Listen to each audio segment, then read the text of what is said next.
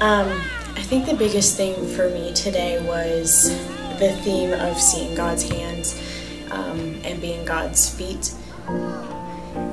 I love that, especially for a situation like today, just because it doesn't say anything about using words, it doesn't say anything about a language and speaking someone's language.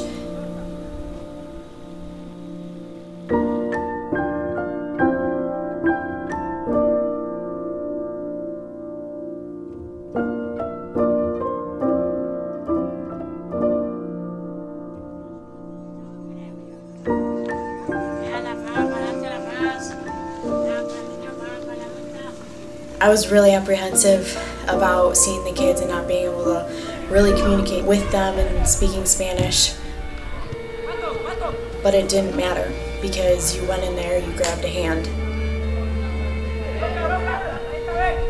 Today we were able to meet the kids. I don't think I'm ever going to leave.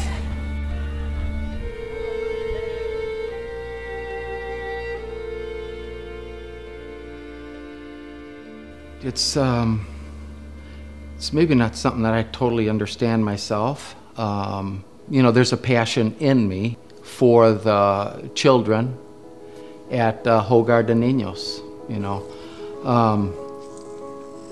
And I oftentimes would worry about it, you know. I mean, I can be on the plane headed back home and I'm already excited about the next time I'm gonna go.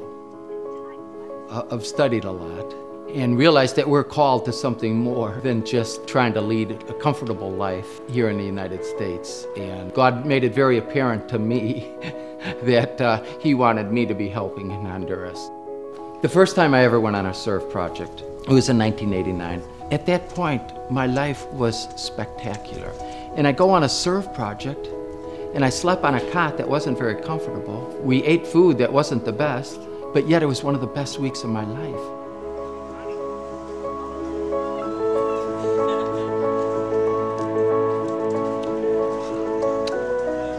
We didn't understand it at first. We would go down there and try and get as much work, you know, you could possibly accomplish. And then some little kid, you get off the bus, some little kid grabs your hand, you know, and drags you and sits down. I mean, it's transformational type stuff. And we realized over time that a more important component was to build a relationship with the child, for heaven's sakes. You know, how much time and attention and love does that child get that's like in a family setting? Whether it's with a group of kids or maybe just one-on-one. Those relationships just continue to flourish. I didn't know anything about my story, and my grandpa started telling me everything about how I became part of the orphanage. My grandpa was telling me this, and she said, your mother was raped when she was 14. It was tough. It was tough for me. Now I know that it's okay because God had a plan for me, but it was so hard for me to hear that. So when my mother gave birth, because she didn't have a place to live, she went into the church and a nun helped her. Mami Carmen was always open to support other people, and they took me there to the orphanage just when I was just 1 day old.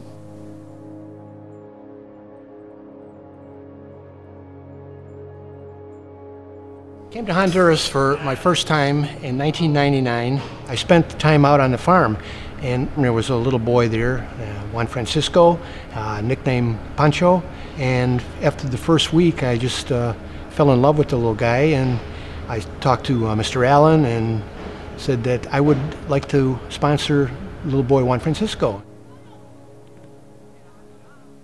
Well, the first time I met Bernie, I just remember him giving me a candy. I was playing soccer with all my brothers and sisters. Everyone was just throwing the candies, but he had a candy and he gave it to me. We started talking, we were working together, and I was just feeling like my father was with me. I didn't know anything about a family, but I could feel that. I could feel that love through him. Our entire family feel that we've been so blessed to have Juan in our life, and what a pleasure it's been to watch him grow, not only physically and emotionally, but spiritually. I remember a time when I was in high school, a guy told me, Francisco, how do you feel being in an orphanage without parents? And I was it was my first time I heard that question. I started praying and asking God why I was not normal, why I didn't have a family. But I know that I have a lot of brothers, a lot of sisters, and God had a bigger family for me. So I got children as a family. Terry DeBoer, he's a guy I've known my whole life. He's a guy that was born deaf. Every time a group comes back, many lives are transformed, but, he comes to the top of people that were just blown away. The biggest thing for me today, too, was seeing one of our members, Terry, be able to do sign language. One of the boys at the farm we went to is deaf, and he was able to use his hands to speak to him and minister to him.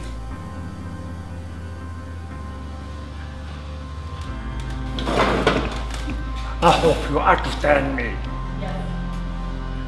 I noted yesterday some of God afraid. But this morning, everyone, the angels see me, they come to me. And the whole hand want to play with me. Today, I had great time with people. I enjoyed with her. I feel God touch my heart. I need your prayer for me to think about, to sponsor her. I've been thankful that God sent me to him to meet her people. Yes. Very smart girl. Coming on the trip, I was pretty apprehensive about what we would be doing and what jobs we'd be fulfilling, what things I'd be good at, what things I wouldn't be good at. And today, I think a big theme for me was just everyone has their own gifts, talents, strengths, weaknesses, and God uses it completely for His glory. Era como mi hobby subirme a los árboles, todos los días, desde que era una niña chiquilla. Ya tenía 15 años, era una muchacha. Y yo subo, me caigo, pero cuando yo intento incorporarme, yo me doy cuenta que las piernas no me responden. Escuché una conversación del médico. Dijo que 2 años después yo iba a morir. Yo tengo 38 años de mi accidente hoy.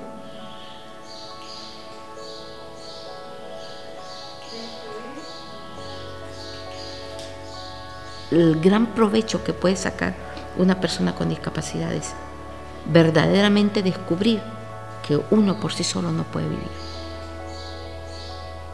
Y eso yo pienso que es la mayor ganancia que yo puedo tener de la discapacidad, aprender a abandonarme en Dios.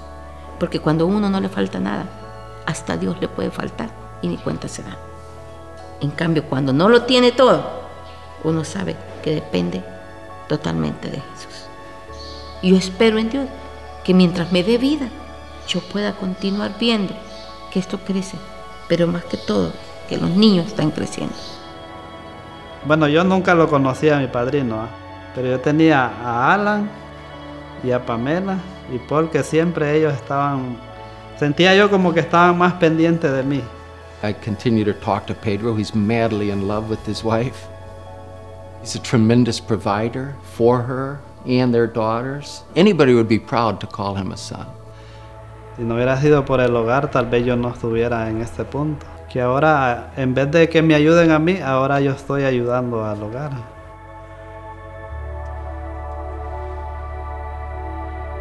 Como dije, es el futuro de una nación, los niños, los jóvenes. Y ellos vienen a contribuir para que estos niños de aquí algún día sean alguien. Incluso hasta un presidente puede salir.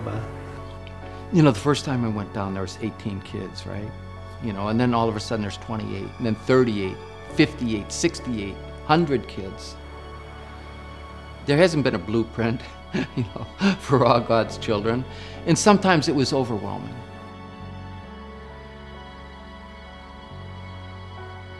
I tell you what, if I go to heaven and God has to ask me, hey, I gave you an opportunity, why didn't you? Why didn't you care for them?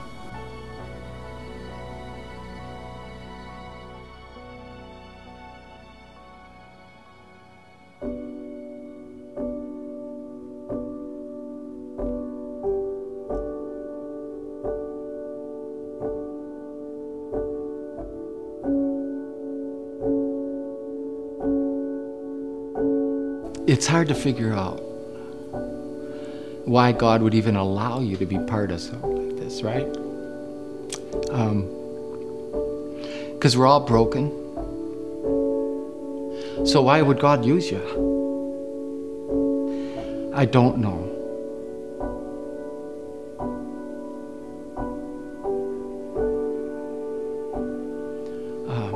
But I do consider it a privilege to be part of it.